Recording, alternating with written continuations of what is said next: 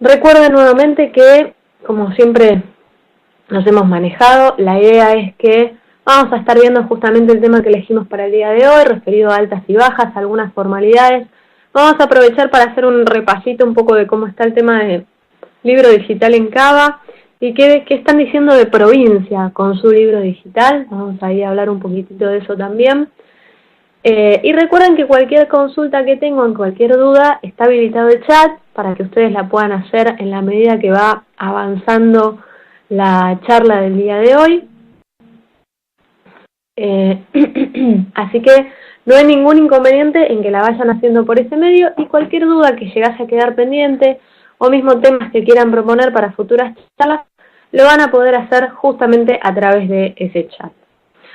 Vamos a dar arranque entonces a la charla del día de hoy. Como bien decíamos, la idea lógicamente son las obligaciones formales vinculadas a lo que es la relación laboral, y siempre me parece interesante el punto de partida respecto de lo que muchas veces nos sucede con el cliente, de que nos dice si conviene la relación laboral o el monotributo. Dejando de lado que no es una cuestión de conveniencia, sino una cuestión de realidad económica, de realidad que va a estar marcada por esos tres ítems que tenemos presentes en pantalla: la dependencia jurídica, la económica y la técnica. ¿Qué son estos tres ítems? Son los tres ítems que ustedes van a ver en cualquier fallo judicial donde se habla de, ya sea una relación laboral que era tal y no estaba así registrada, como fue recientemente el caso del Hospital Alemán, que resonó bastante y que me parecía interesante aprovechar la ocasión para mencionarlo, porque si bien el anuncio fue que se le dio la razón al Hospital Alemán, entendiendo que había ahí una relación que no era laboral y que estaba correctamente encuadrada a través del monotributo, los casos son todos muy de casuística. No son como para tomarlos en líneas generales ni para pensar que hay una tendencia hacia una dirección. Era un caso bastante específico, pero de todos modos, la jurisprudencia, el propio fallo, hace hincapié en estos tres elementos: la dependencia jurídica, económica y técnica, donde justamente se habla de esa relación de poder a distintos niveles, ¿no? Al nivel de el más elemental, que es el económico, es decir, ser la única fuente de ingresos generadora de esa persona; a nivel técnico, en cuanto a las órdenes y las indicaciones. Fíjense que cuanto más profesionalizado el trabajo, muchas veces la dependencia técnica es algo que se quiebra. No necesariamente se van a dar los tres indicios, pero sí son indicios fundamentales a la hora de verificar si se trata o no de una relación laboral. Y desde el punto de vista de uno, de la recomendación profesional, bueno, siempre está esta cuestión de también hacer hincapié en estos elementos, que son los que a futuro van a definir la situación. Uno muchas veces habla de la correlación de factura y de determinados elementos que, insisto, como todo, forman un cúmulo de herramientas que van a permitir determinar si se trata o no se trata de una relación laboral. Nosotros siempre, dentro de estas pequeñas charlas que hacemos y que compartimos con ustedes, estamos dentro de lo que son las relaciones laborales, así que, entendiendo que hemos analizado eso, hacemos un paréntesis: la dependencia jurídica también referida a cómo se inserta esa persona, no vamos a decir ese empleado, justamente esa persona, en la estructura laboral, el responder órdenes, el cumplir un horario, una cartera de clientes.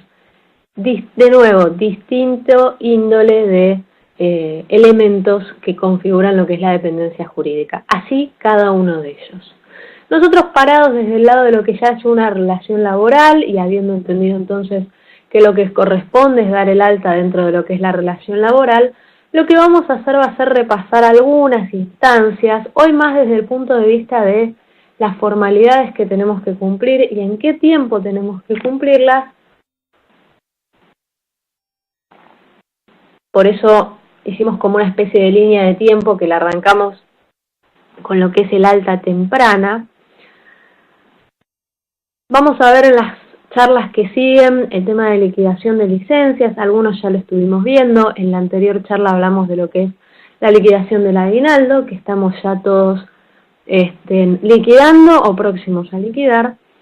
Esa vida va a ir de la relación laboral, lógicamente va a ir desde el alta temprana hasta la extinción del vínculo. Las charlas que vienen también vamos a estar viendo distintas modalidades de extinción del vínculo. Recordemos que la persona ya cada vez parece más raro, pero podría ingresar tranquilamente a la empresa y jubilarse en la misma, y eso también sería un modo de extinción, entre tantos otros modos que hay, dentro de los cuales los más comunes son la renuncia o el despido.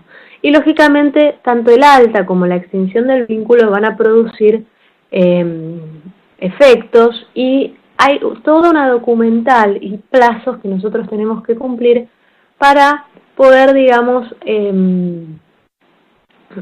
dar sustento y tener después, ante cualquier inconveniente, las herramientas necesarias para que se verifique que todo fue hecho en tiempo y en forma.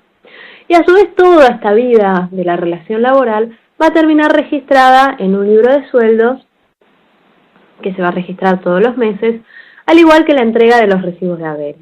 Información que va a contener dos documentos que van a contener información muy similar: el recibo de haberes con la firma del empleado y el libro de sueldos dentro de lo que es un libro con los distintos formatos que admite, lo vamos a ver, pero rubricado, impreso o manuscrito, en forma correlativa, dando de nuevo veracidad a todo lo que ha acompañado a esa relación laboral. Vamos a empezar entonces por nuestro punto de partida. El punto de partida, seguramente, del cual muchas veces desde lo que es la liquidación de sueldos quizás no lo vemos, pero es en definitiva lo que va a ser el legajo del empleado. Tener presente que el legajo ese va a ser importante para muchas cuestiones, algunas cuestiones formales que hay que cumplir y que es importante notificar en ese momento al empleado. Muchas veces se recomienda buscar en la web de Thomson. Hay guías de lo que tiene que armarse, de cada empleado. Y en ese legajo nos van a quedar asentados un montón de documentación, primero al momento de dar inicio a la relación laboral, y después, como decíamos, las sucesivas licencias, las vacaciones, las licencias por enfermedad, distintas cuestiones, a veces mismo las evaluaciones para los bonos, los recibos de haberes, con distintas modalidades en cuanto a su guarda y su organización, pero ese legajo va a ir obviamente alimentándose con la relación laboral hasta la extinción del vínculo. ¿Qué elementos nos parecieron interesantes tener en consideración? Bueno, algunos formularios de ANSES, que por más que estén hace mucho, siguen siendo obligatorios de entregar, básicamente para lo que es la notificación de las asignaciones familiares. Si bien hoy el empleador, en este caso, lo único que hace es informar, ya no está más el método de compensación a través del 931, pero sigue estando la obligación esta de comunicar a través de estos formularios de ANSES que tenemos en pantalla lo que son los beneficiarios y cuáles son los montos y los objetivos de la asignación familiar. Siempre se recomienda la copia del CUIL, más que nada porque después, cuando vamos a dar el alta temprana, a veces todavía nos encontramos con personas que no tienen CUIL, ya cada vez menos frecuente, porque ya sabemos que hoy día, cuando se otorga el documento, se otorga automáticamente con el CUIL, pero todavía seguimos teniendo un tramo medio ahí de gente que no tiene CUIL, así que siempre es importante en ese momento ya confirmar que tiene CUIL o no tiene, y si no tiene, que vaya al ANSES para hacer el trámite, ¿no? Vamos a guardar en ese legajo el alta temprana, la vamos a estar viendo ahora y vamos a observar algunos puntos que me parecen importantes. 2 o 3 cuestiones importantes a tener en cuenta. El domicilio es fundamental. Tener el domicilio no solo en el momento de la alta temprana, sino luego a lo largo de la relación laboral. Es más, cada tanto siempre se recomienda hacer un relevamiento de actualizaciones de domicilio. No nos olvidemos que, si bien hoy en día hay mucha herramienta informática, los mensajes de texto por celular, todo lo que son las notificaciones formales se hacen a través del domicilio del empleado, vía carta documento, vía telegrama. Entonces es importante tener la declaración del domicilio lo más actualizado posible. La realidad es que en muchos casos ponen dentro de lo que es el recibo de sueldo la leyenda de que se actualice el domicilio en caso de ser necesario, el recordatorio de cuál es el domicilio registrado, y si bien es una obligación del empleado, porque es una modificación sustancial para el empleador, bueno, muchas veces no sucede y por eso es que a veces recomendamos hacer cada una X cantidad de tiempo, una periodicidad, dependiendo de la dimensión de la empresa, alguna actualización de esos domicilios. Con respecto al formulario 572 y a lo que se conocía como formulario 649, tengamos presente que si bien hoy es todo web, está la obligación en el empleador de informarle al empleado la existencia de ese régimen para informar las deducciones. Muchos ya los conocen, muchos en la primera retención de ganancias que tienen, si no lo conocían, se notifican, pero en realidad la norma del 572 habla de la obligación del empleador de notificar respecto de la existencia de este régimen. Así que lo ideal es, en el mismo formulario donde se le pide toda la información, completar, hacer un cuadrito donde se le informe la obligación de informar las remuneraciones de otro empleador, informar el caso de pluriempleo, también es una alternativa que podemos tener vigente, e informar sus deducciones a través del formulario 572 web. Con respecto a el tema de pluriempleo y de empleadores anteriores, tengan presente que lo que sucedió este año a priori es una excepción. ¿A qué me refiero? A esta resolución que nos permite hacer un pago, un pago bajo el formato de autorretención, para que el caso de aquellos empleados donde les hubiesen retenido mal por justamente no haber informado su situación de pluriempleo o sus empleadores anteriores, no los obligue a darse de alta en el impuesto a las ganancias, a ingresar al régimen de anticipos, es decir, toda una serie de engorros cuando se trata de un empleado en relación de dependencia que no tiene otro tipo de ganancias. Pero es importante destacar la excepcionalidad de esta situación. Así que la nota me parece que es válida y es bueno tenerlo en consideración. En esa misma nota también es importante que notifiquemos y nos notifiquemos del no cobro de ningún tipo de subsidio de desempleo. Sabemos que no es digamos, legal estar cobrando sueldo y desempleo. Hoy día eso está totalmente aceitado. A la primera, segunda remuneración ya dan de baja el subsidio por desempleo, pero bueno, es bueno por las dudas hacer la mención, más que nada desde el punto de vista del empleador, de dar aviso de esa situación.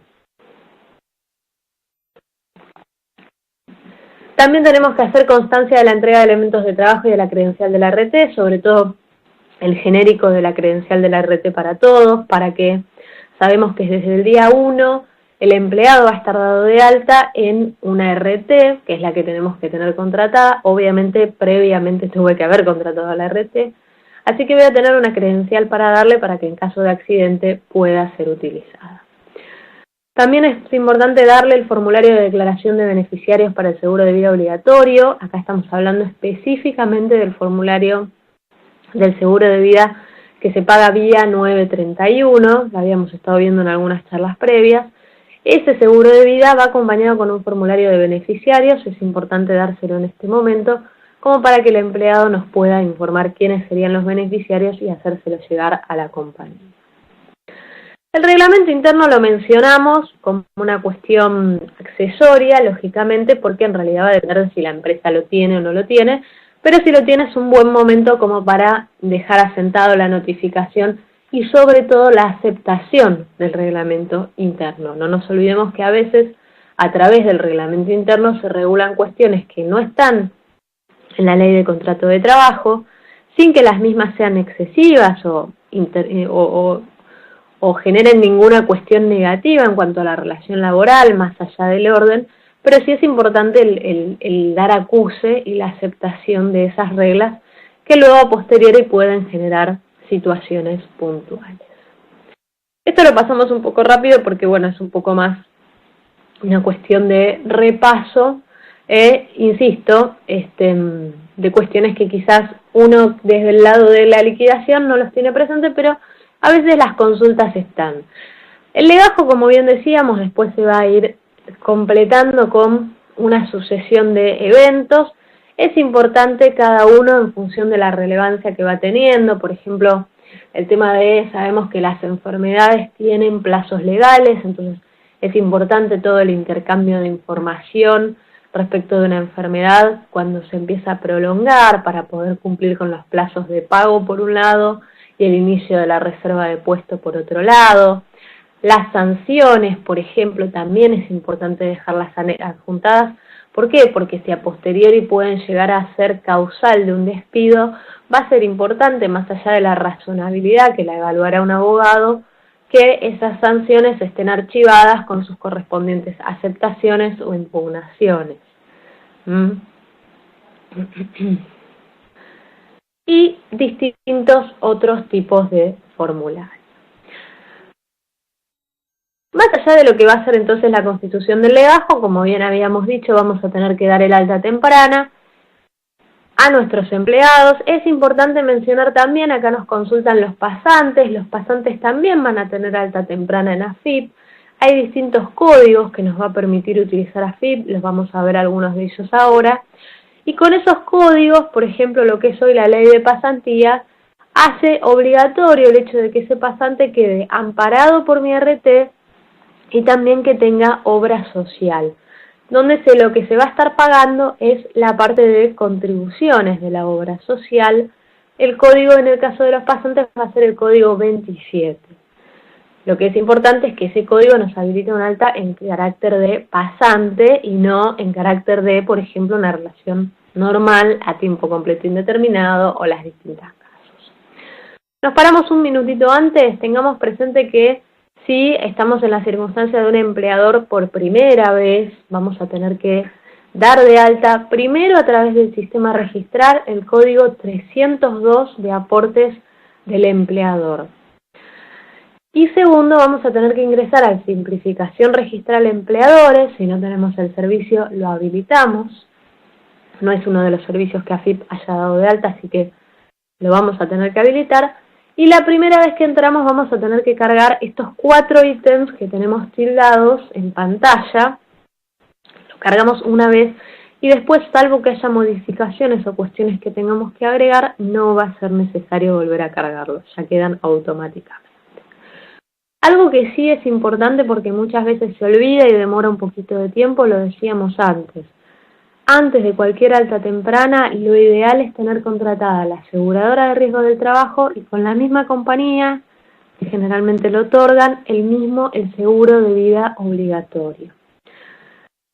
¿Por qué? Porque si lo contratamos después, entre el plazo que demora el trámite, nos suele pasar que nos quedan altas a veces ingresadas sin que llegue la RT y después llegan multas de la Superintendencia de Riesgos del Trabajo justamente por esa situación. Entonces, cuanto más achiquemos la brecha de ese tiempo, mejor para evitar entonces sanciones formales, en este caso únicamente por haber iniciado las altas sin tener una RT.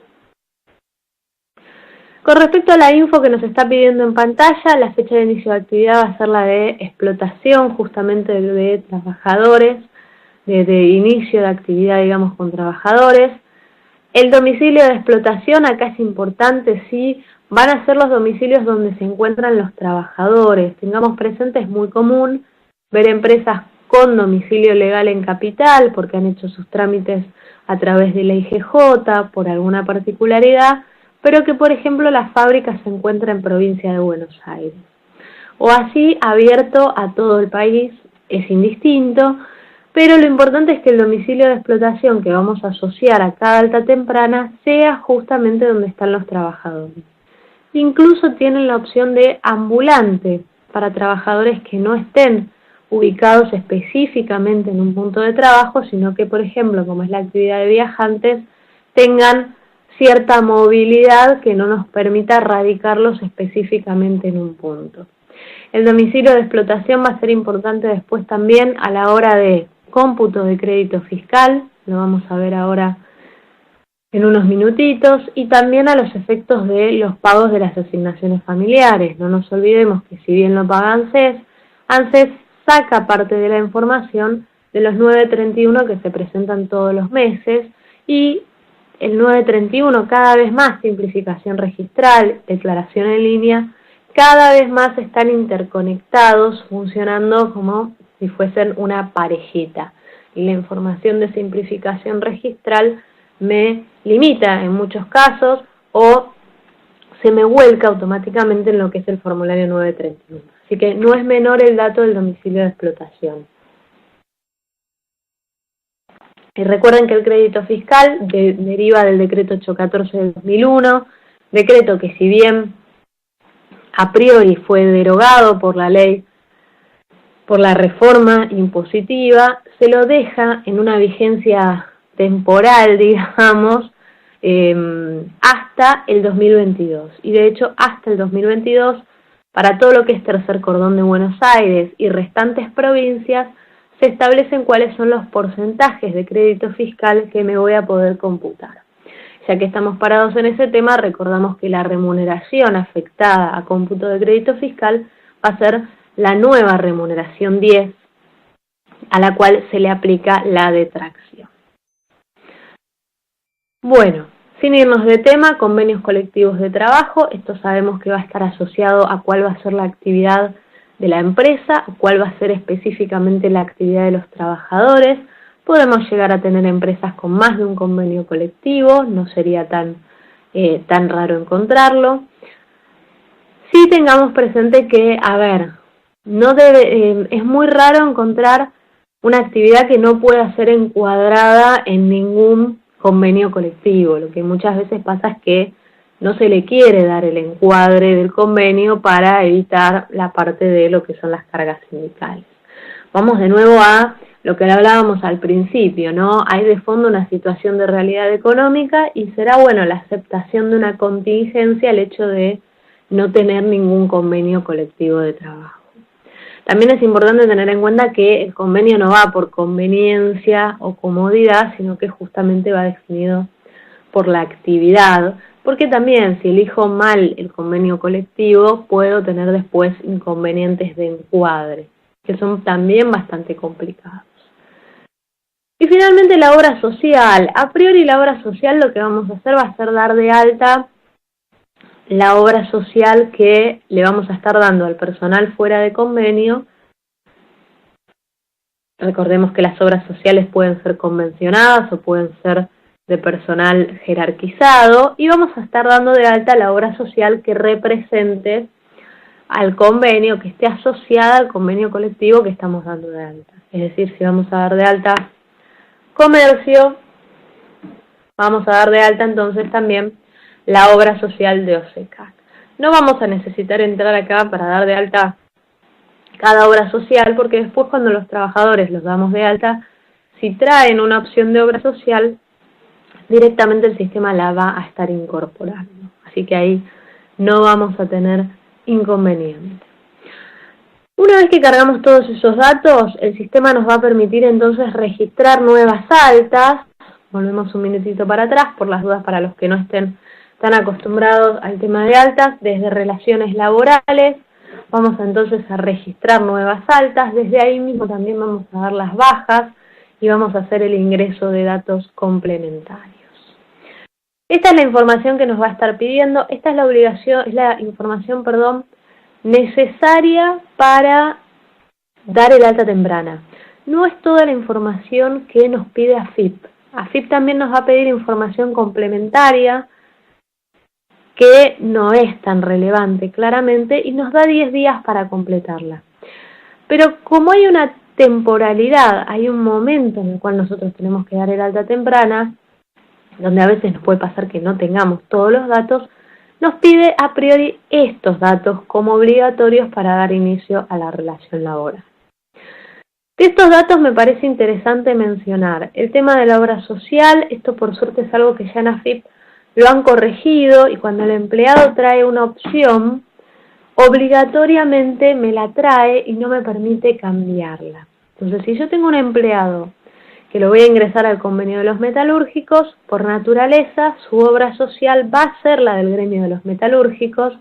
No obstante, el empleado puede ejercer una opción, porque se han liberado las opciones de obra social, pero esa opción no la puede ejercer en este momento conmigo en el alta temprana. Esa opción la tiene que hacer en la obra social nueva a la cual quiere derivar sus aportes. Entonces, es fundamental acá que si el empleado es de convenio y no tiene ninguna opción, va a ir a la que le corresponde por su convenio. Si tiene opción, se va a mantener la opción.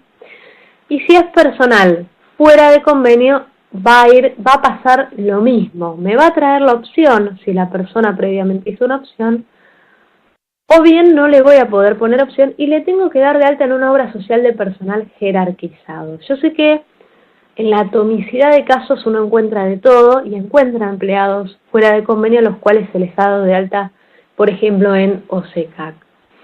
Tengamos presente que eso puede ser objetado por la propia OSECAC y que muchas veces el problema es que nos lo objetan cuando necesitamos la obra social. Así que es importante ese vínculo de obras sociales con personal jerárquico y obras sociales con personal convencionado. Obviamente, el personal jerarquizado puede traer una opción de una obra social de personal de personal convencionado y mantenerla, o también puede hacer un trámite de jerarquización para cambiar automáticamente a la obra social de personal jerarquizado.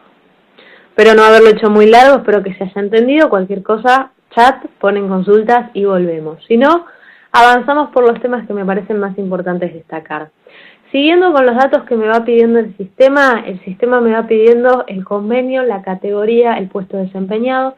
Esto es importante verificarlo con el convenio que estoy usando para asignarle el salario correspondiente a esa categoría. Obviamente esto va a estar asociado a las tareas que esté realizando el empleado y me lo va a definir el propio convenio que yo seleccione. El grupo de servicios, creo que lo tenemos y por ahí. Es importante también tenerlo presente. Hay algunas actividades que son privilegiadas. ¿Qué significa que sean privilegiadas? Que tienen regímenes de jubilación anticipados o con menor cantidad de años de aporte. Entonces, la única forma que tiene el sistema de saberlo, más allá de que luego por la actividad podría llegar a demostrarlo, es que yo informe acá si los servicios son comunes o tienen algún tipo de privilegio o tienen algún tipo de exposición a riesgos. Entonces es importante esto de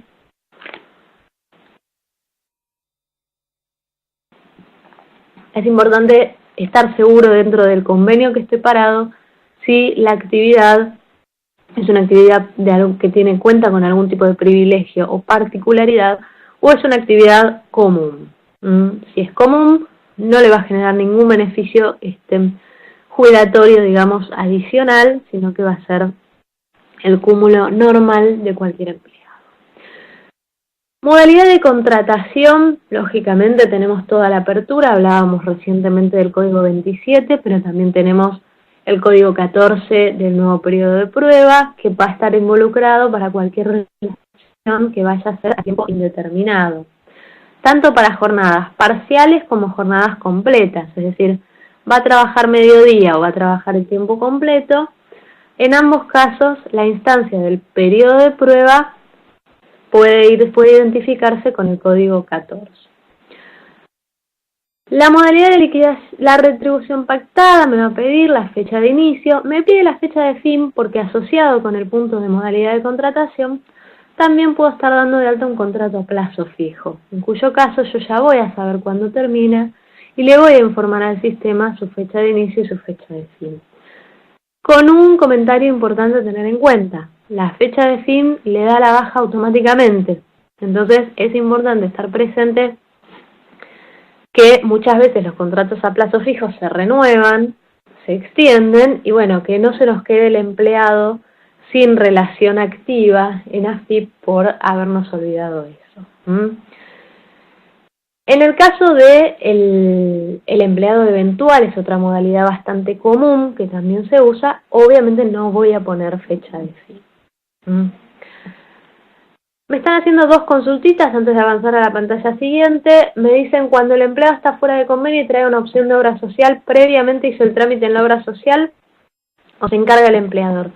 Siempre que digo esto de trae una opción de obra social, justamente ustedes cargan el quill y van a ver que la obra social les viene cargado un código de una obra social. Eso es un trámite que hizo el empleado. Las opciones de obra social son trámites personales que hacen los empleados. Lo que pasa es que muchas veces en la empresa les dan cobertura a través de una determinada obra social como un privilegio, donde, bueno, a veces el empleador intercede un poco haciendo de puente entre la obra social y el empleado, pero si se fijan, en realidad el puente no es más que venga el asesor de la obra social para hacer firmar los papeles o demás cuestiones. En realidad, el gancho, digamos, y el trámite es personal del empleado.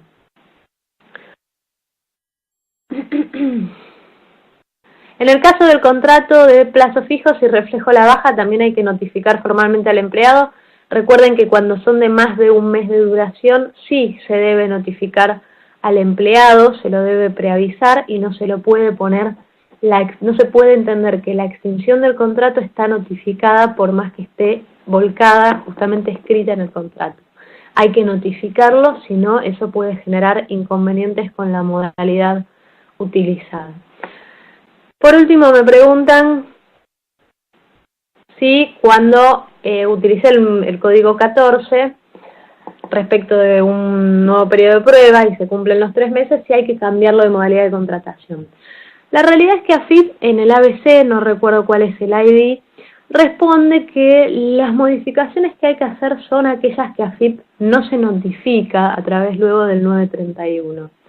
Y la realidad es que el mero transcurso del tiempo hace que un código 14 se transforme en un tiempo completo indeterminado o en un tiempo parcial indeterminado. Con lo cual no veo la necesidad de ingresar y cambiarlo, salvo a veces por cuestiones de reglamento interno, de orden interna que lo quiera hacer la empresa, pero si no ya se entiende que por el mero transcurso del tiempo los derechos indemnizatorios el empleado se los ha ganado. Así que no veo la necesidad de hacer específicamente ese cambio. Sí me parece, por ejemplo, un cambio importante si el empleado dejó de ser empleado de convenio porque pasa a ser supervisor o gerente y lo pasa fuera de convenio. Esa sí es una información que por ahí es relevante a la hora de cambiar el alta temprana. Como les había comentado antes, teníamos 10 días también para cargar lo que son los datos complementarios, son los que tenemos en pantalla, como verán son datos ya más obvios, no me necesitan mucha explicación, pero sí son datos que tenemos que completar y que a veces no tenemos en el momento de dar el alta y nos obstaculizan dar el alta. No vamos a esperar a recopilar estos datos porque tenemos justamente sanciones en la Resolución General 1566 de rara aplicación respecto de lo que son altas y bajas fuera de término, pero sanciones al fin de cuentas que están vigentes y que tenemos que tener presentes. Entonces, con respecto a la temporalidad, recuerden que salvo algunas actividades en particular, que son las que están mencionadas en el anexo 2 de la resolución 2988, las restantes actividades, el alta la tengo que estar dando hasta las 11:59 del día inmediato anterior que va a ingresar. No importa si es hábil o inhábil, pude haber dado altas el día domingo para el día lunes y están correctamente dadas esas altas. Todos le pedimos al cliente que nos las mande el viernes, pero bueno, a veces nos llega el viernes a las 7 de la tarde las altas para el lunes. Bien, tengamos presente que hoy día los regímenes de reducción que estaban vigentes anteriormente, lo que fue la ley 26940, ya no se encuentran habilitados para las nuevas relaciones laborales, así que en esos casos no vamos a estar utilizándolos, pero bueno, en cualquier momento pueden volver a surgir y siempre surgirán regímenes de reducción con sus correspondientes códigos de modalidad de contratación para que el sistema luego de cargas sociales lo pueda liquidar e interpretar correctamente. Habíamos hablado, bueno, de un elemento primero, el alta temprana. El otro elemento también importante a tener en cuenta es el recibo de sueldos. En pantalla copiamos un recibo de sueldo muy viejo que aparecía en su momento en la pantalla de el Ministerio de Trabajo. Me pareció interesante porque justamente traía un poco toda la información que tiene que estar identificada en el recibo de sueldos. Recordamos, ya es viejo el dato, pero bueno, tiene que aparecer la fecha de pago, de cuál fue el último pago de cargas sociales. No importa si la tengo en plan de facilidades las cargas sociales, si están en plan, se entiende que hay una novación de obligación y que están pagas. Y es importante tener en cuenta que si quiero empezar a utilizar algún tipo de recibo digital, tengo que contar con la autorización del Ministerio de Trabajo para que ese recibo sea válido. Me refiero a los recibos donde hay firma digital del empleado. Esto tiene que estar autorizado por el Ministerio de Trabajo. Si no, volvemos a, hoy sigue vigente, no hay ningún inconveniente, los recibos de papel, donde se hacen en doble juego y me guardo la copia firmada del empleado.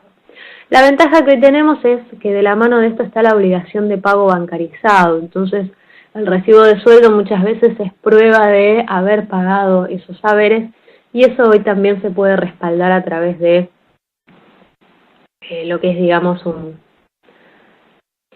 resumen bancario, una solicitud al banco, digamos, de justamente los haberes acreditados. Tengo 2 o 3 consultas, hago paréntesis, me preguntan si al chofer de camiones al agrario no le marco el servicio privilegiado, le afecta al momento de jubilación. Le va a afectar porque va a computar como años comunes. Ahí tendrá que hacer algún tipo de trámite con algún asesor previsional como para ver cómo se subsana esa situación, o bien si tiene que pedir las rectificativas al empleador. Lógicamente, además en el caso del trabajador agrario, es importante tener en cuenta que llevan un 2% de contribución diferencial. Pasa como en UOCRA, que también tienen contribución diferencial. Los choferes no tienen contribución diferencial, pero sí llevan privilegio en cuanto a su tipo de servicios.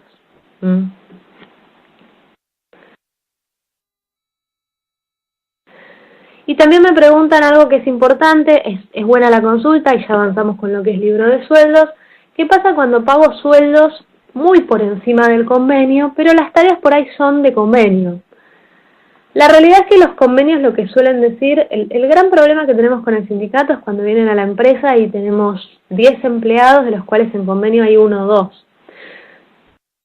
Porque el sindicato entiende que la proporción debería ser inversa, y en realidad los salarios no son determinantes de la categoría de empleados fuera de convenio o dentro de convenio. Porque el salario de convenio justamente lo único que hace es establecer un mínimo. Así que gane mucho más que el convenio en realidad no va a ser una limitante a la hora de definir si le correspondía o no estar en el convenio. Me puede ayudar, depende del inspector que me toque, pero, insisto, no es determinante, sino que será determinante la tarea que hace ese trabajador. En cuanto a la obligatoriedad, me preguntan del pago del sueldo bancarizado, con lo cual, la pregunta anterior, es obligatorio. Está el artículo, si no me equivoco, 120 en la Ley de Contrato de Trabajo. Hay excepciones, lógicamente, para lo que son zonas de baja población o rurales. En esos casos, o donde no hay cajeros automáticos a la redonda, hay excepciones, pero si no, hoy día es el método bancarizado. Fíjense que todo se está bancarizando. Los mismos pagos de AFIP, ya prácticamente es imposible hacer algún pago por volante de pago. Vamos a entrar a lo que es libro de sueldo, así completamos otra pata. Tuvimos el alta temprana del empleado. Todos los meses le vamos a estar liquidando el recibo de haberes, y quiero meterme y tener unos minutitos para lo que es libro de sueldos, que como verán el tiempo vuela. Con respecto al libro de sueldos, es importante tener en cuenta que el artículo 52 de la Ley de Contrato de Trabajo nos obliga a llevar un libro especial. En ese libro especial vamos a ir registrando todos los meses las distintas liquidaciones de haberes. El sistema de liquidación de sistemas Begerman justamente nos permite cumplir con las formalidades que pide ese artículo 52. Si van al artículo, ese mismo les va a estar diciendo qué información tiene que haber en ese libro.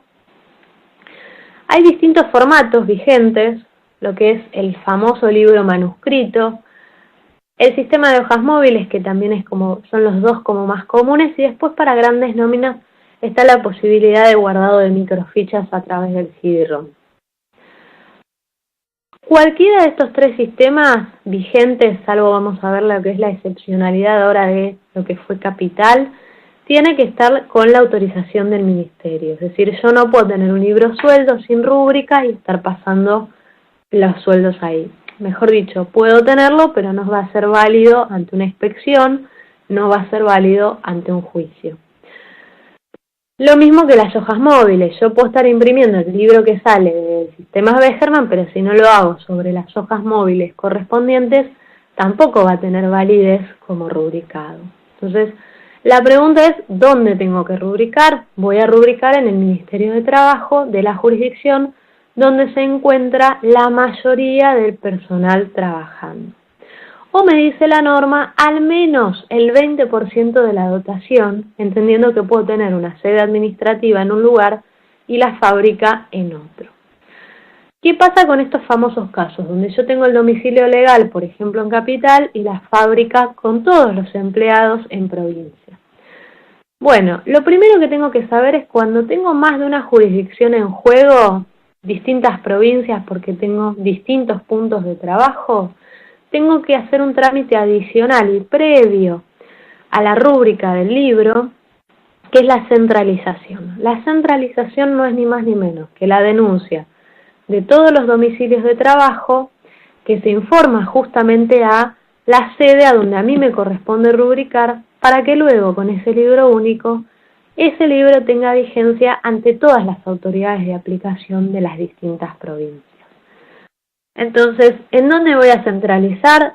Si todos los trabajadores están en provincia y lo único que tengo es el domicilio legal en Capital, me corresponde en provincia. Hace mucho tiempo, y no tanto tiempo, esto no se controlaba bien. Yo iba a Capital, pedía el rubricado, decía que tenía los empleados en Capital y me lo daban. Cada vez hay más controles y el problema que tengo es que en realidad si yo lo forcé a rubricarlo en Capital, provincia me lo puede objetar. Capital es raro que me lo objete porque si lo rubriqué ahí es raro que me lo vengan a objetar, pero sí provincia me podría objetar que está mal hecho el trámite. Entonces es importante ver dónde tengo siquiera al menos el 20% de la dotación y usar esa como mi base de referencia entonces para hacer el trámite de rúbrica. Y si tengo más de una jurisdicción, entonces es importante contar con la centralización. Paréntesis, si ya nos metemos en lo que es el libro de sueldos digital, recuerden que el personal eventual que se contrata a través de empresas de servicios eventuales también tiene que ir en el libro rubricado. Las empresas de servicios eventuales todos los fines de mes envían los archivos, tanto para las cargas sociales, porque se paga la RT del 931 de 12 personal, como envían la copia del libro para que yo pueda, al final del mes, imprimir a ese personal eventual. Con respecto al libro de sueldos digital, hoy día tenemos vigentes dos normativas, y esto sí es importante tenerlo presente. Con avance muy lento y muy tranquilo por el momento, y por fortuna, tenemos lo que fue el libro digital de AFIP. La AFIP tiene su libro digital. Tengamos presente que este libro es bastante complejo en cuanto a la cuestión operativa porque requiere la carga del libro antes de la liquidación de cargas sociales. Está totalmente integrado el sistema de simplificación registral, el del libro digital y el de las cargas sociales, cuestión que si no presento el libro rubricado no puedo presentar las cargas sociales. Pero esto arrancó en el 2015, y la verdad es que ha sido muy gradual. Parecía que iba a ser más agresivo, pero ha sido bastante gradual. También tengamos presente en realidad que el tema de rúbrica es una cuestión jurisdiccional, así que entra un poco en juego eso. Pero importante tener en cuenta es que este libro de sueldo digital no es optativo. No puedo yo optar con mi empresa por hacer uso de este libro de sueldo digital, sino que en realidad me incorpora la AFIP notificándome. Tengamos en cuenta además que para que esto funcione, la AFIP tiene que firmar convenios con las distintas jurisdicciones. Así que está vigente, se está empezando a ver, pero viene tranquilo. No es algo que haya sido muy brusco. Como si nos resultó brusco quizás el sistema de documentación de rúbricas, del libro laboral de la JIP para lo que es capital. Tenemos la resolución ahí, se prorrogó, pero ya en este mes de junio tendríamos que estar presentando mayo. La disposición es la 676 y tengamos presente que solamente refiere al libro del artículo 52 de la Ley de Contrato de Trabajo. Ninguno de los otros libros por ahora se está llevando al formato digital y lógicamente la tendencia va a ser a eso, pero no por el momento. Y tengamos presente que entonces para hacer esta rúbrica digital vamos a necesitar tener presentado el registro de empleadores online, tramitado con un certificador, cualquiera de los que están vigentes. Vamos a tener que tener tramitado un certificado para la firma digital en la computadora que va a estar subiendo el archivo, y todos los meses, una vez que venció el mes, vamos a estar teniendo que estar subiendo ese libro digital a la página de AGIP. En realidad es un sitio especial para la subida del libro digital. Todos los meses vamos a estar teniendo que subir eso. Vamos a subir un único archivo. Ese archivo, una vez que lo subimos, lo vamos a tener que subir con la constancia de inscripción todos los meses, con el 931 pagado, con la olea de centralización en el caso de que la hayamos tenido, y cada 3 meses con un informe. El modelo ya se encuentra en la página del Consejo Profesional, con un informe de un precalificatorio, como hacíamos antiguamente para las hojas del libro móvil. ¿Se pueden continuar usando las hojas del libro móvil? La respuesta es sí, por un mes más, después hay que incorporarse al sistema. Lo que están diciendo de Capital, por lo menos, es que saben que el sistema viene en funcionamiento lento, así que entienden que va a haber un mes, 2 meses más para terminar de incorporarse. Esto tomémoslo con pinzas porque no es lo que dice la normativa. La normativa ya nos incorpora este libro digital. Punto aparte merecen las pymes. Tengamos presente que aquellas empresas que sean pymes, el libro específico, el registro único para pymes, no está dentro del libro del formato digital, sino que sigue dentro de los posibles formatos manuales. Así que lo que yo puedo llegar a hacer es modificar, en el caso de que la empresa haya categorizado como pyme. Obviamente que si no categorizó como pyme, no tiene su certificado pyme al día, no lo va a poder hacer, pero tengo la opción de, si yo venía con hojas móviles para el artículo 52 normal, usarlas hasta el último mes que me queda ahora, y luego hacer el cambio, hacer la compra a estas hojas móviles para pymes. ¿Qué me van a pedir? El registro de empleadores, porque me lo piden para todo, y me van a pedir el certificado pyme, además de toda la documentación tradicional que siempre se pidió para lo que es la rúbrica.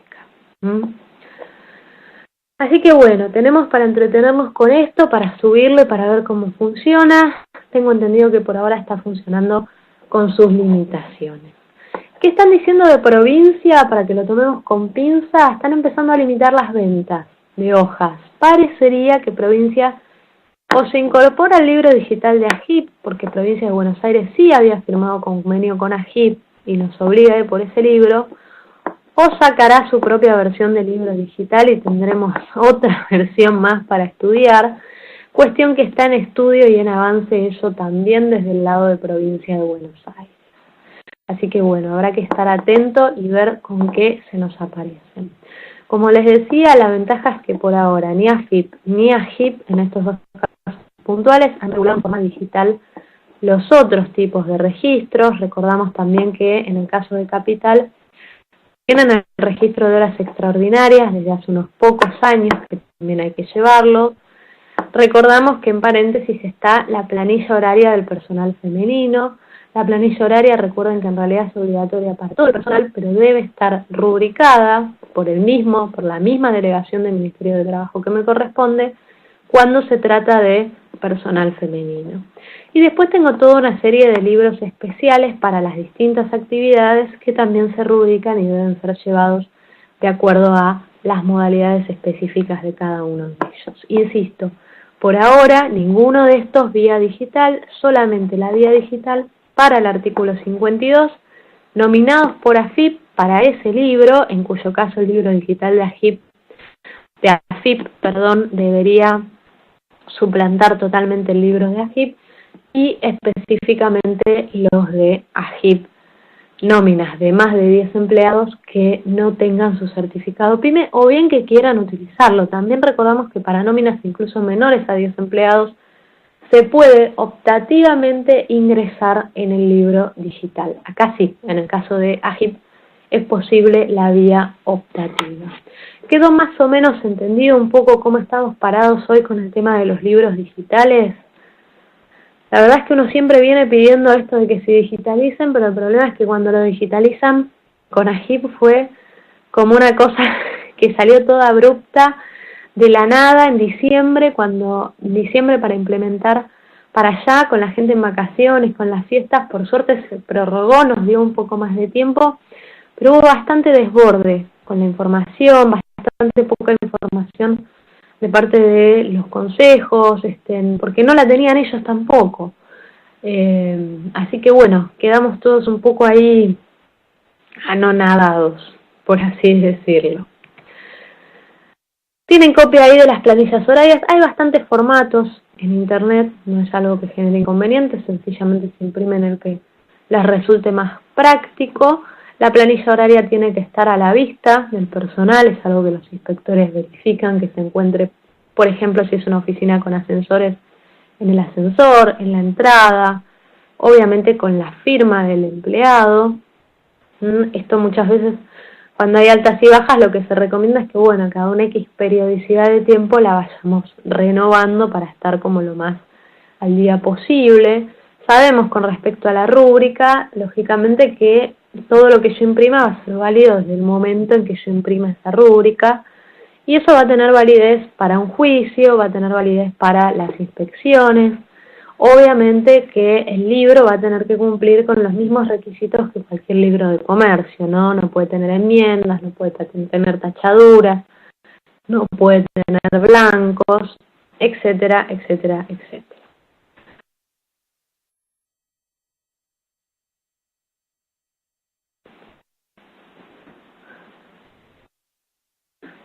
Bien.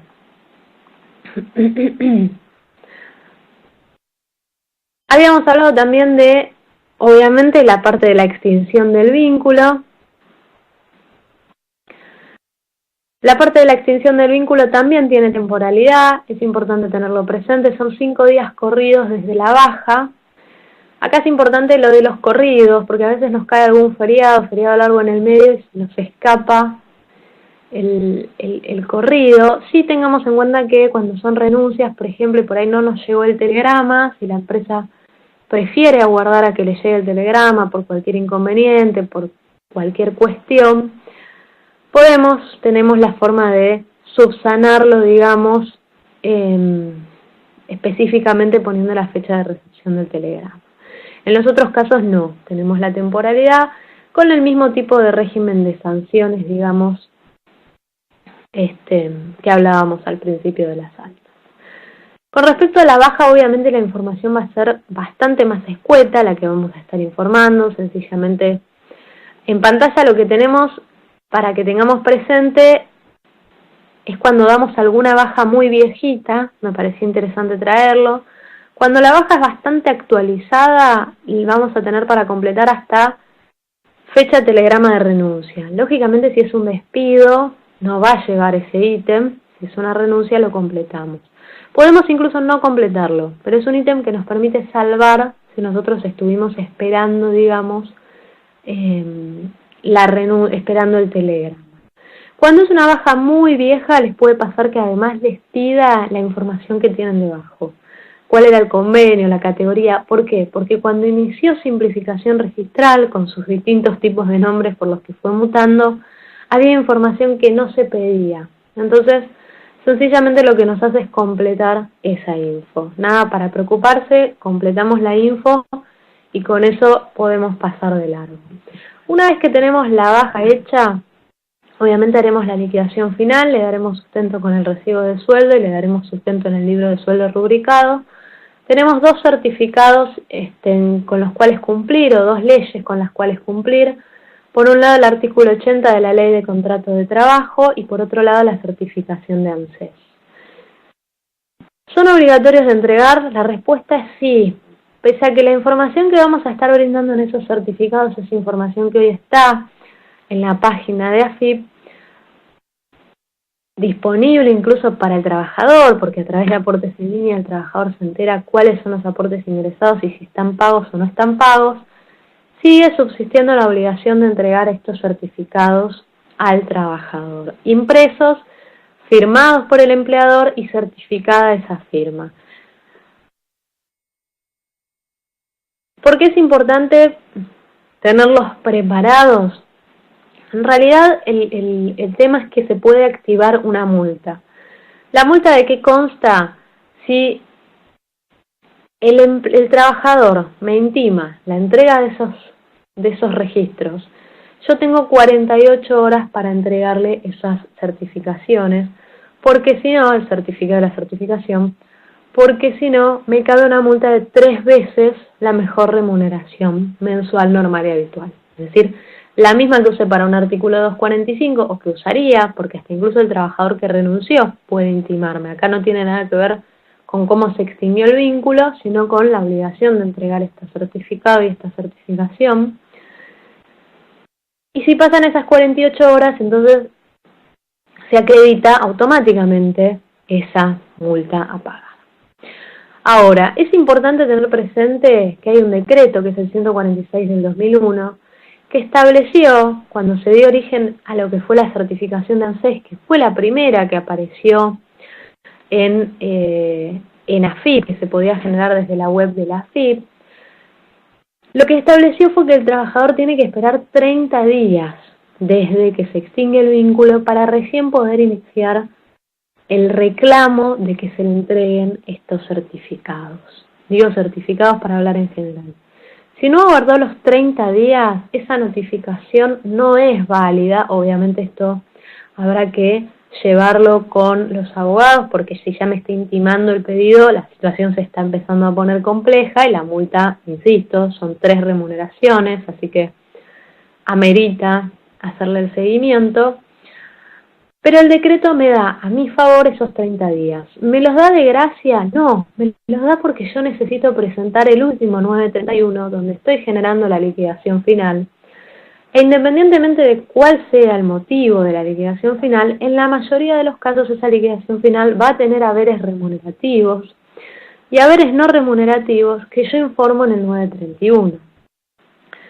Como la certificación de servicios de ANSES, así como el certificado del artículo 80, se nutren de la base del 931, necesitan tener ese último dato para que la certificación esté completa.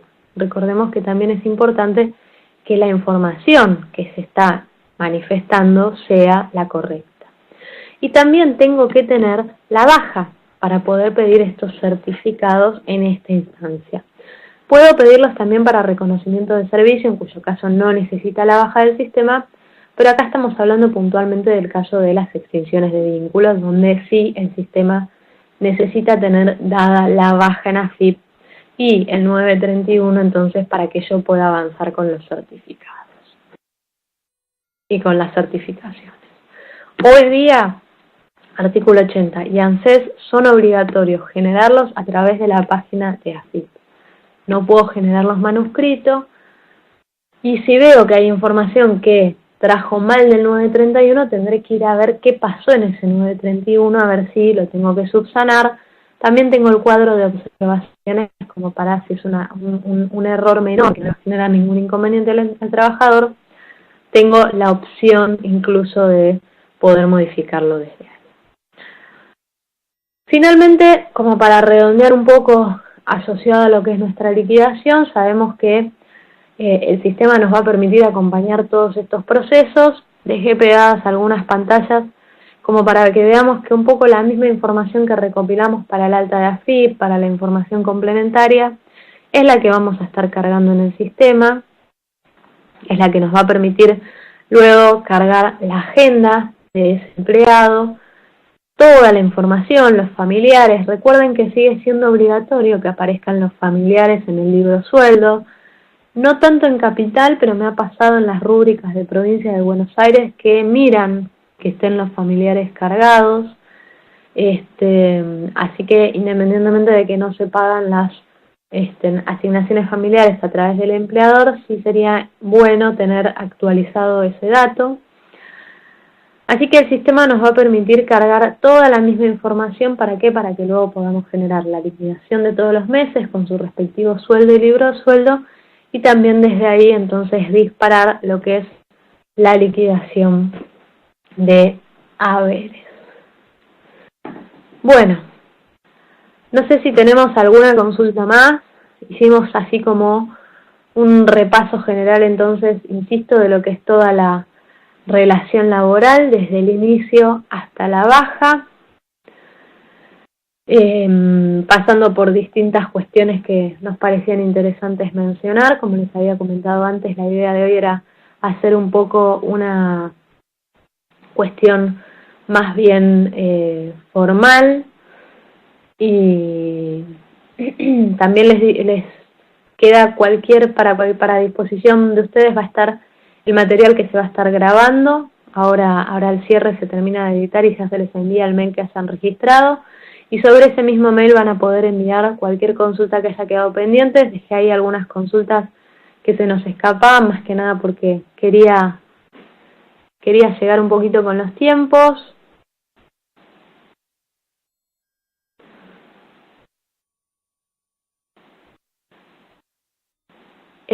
Y cualquier cosa envían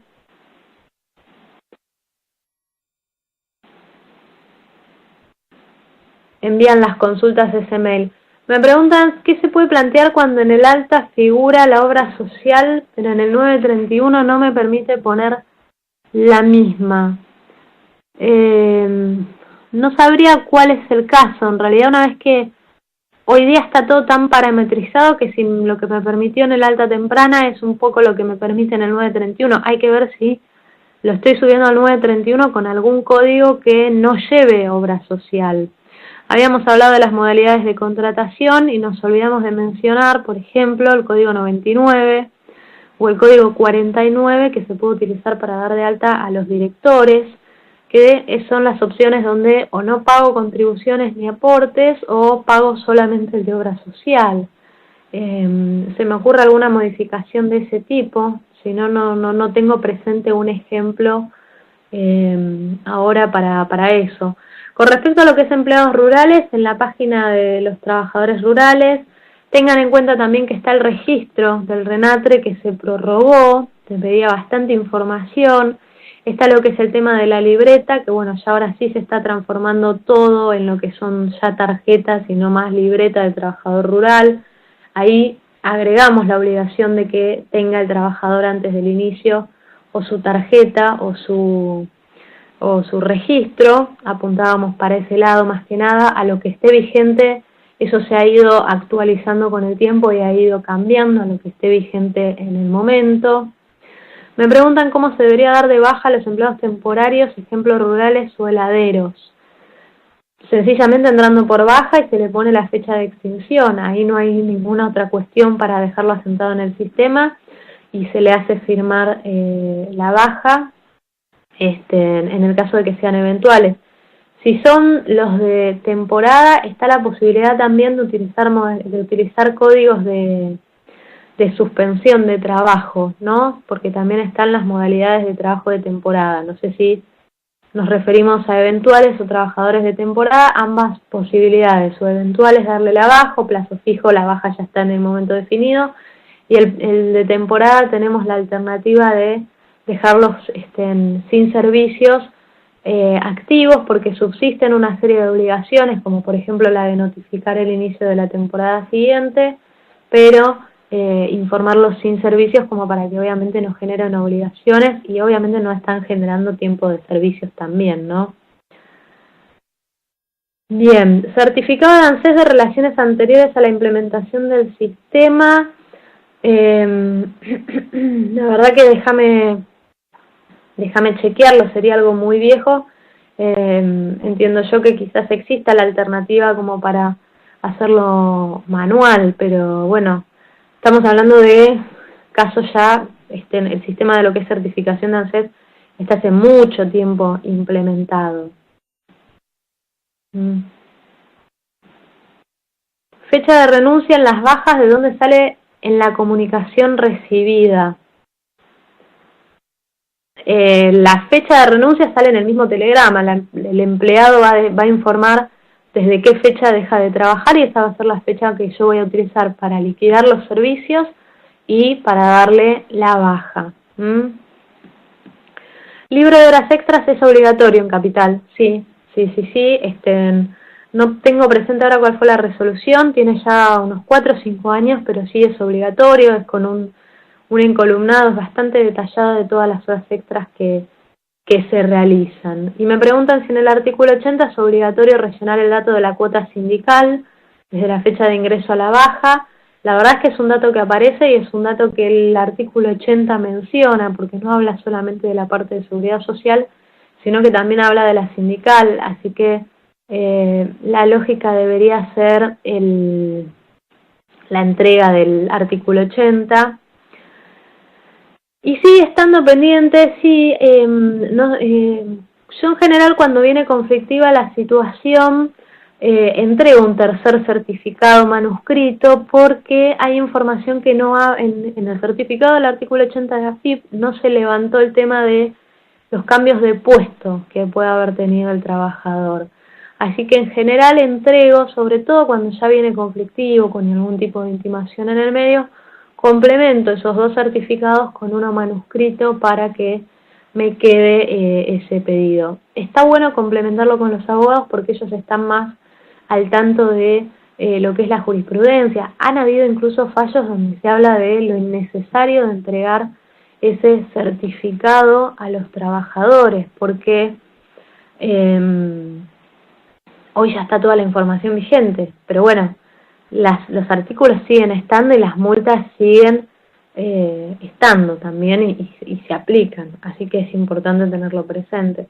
Para empleo público tengan presente que no, que siempre lo que estamos hablando y viendo es lo más general, que es lo recopilado desde Ley de Contrato de Trabajo, y la Ley de Contrato de Trabajo excluye específicamente a lo que es empleo público y excluye también a lo que son trabajadores rurales. Comparte algunas cuestiones con el trabajador rural, también se comparten algunos mecanismos con el empleo público, pero lo que estamos viendo específicamente es lo que refiere a Ley de Contrato de Trabajo, más allá de que algunos institutos y algunas cuestiones en común se entrecrucen, digamos.